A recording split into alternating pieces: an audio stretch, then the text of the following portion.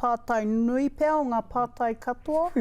Ai rānei i heke mai tātou i te makimaki. Kāore.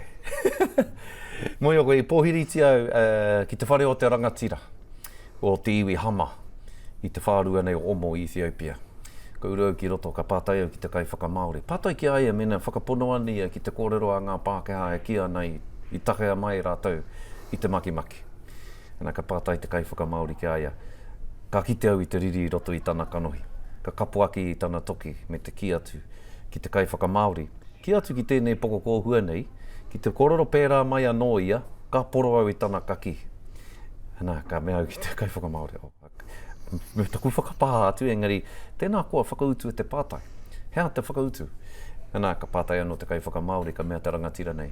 I takea mai mātou, i te rā, i te hau, me te whenua.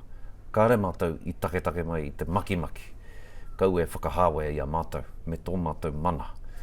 Wai hoki, koe rā hoki te whakautu a te karaua no Hāmoa, ki aia kao.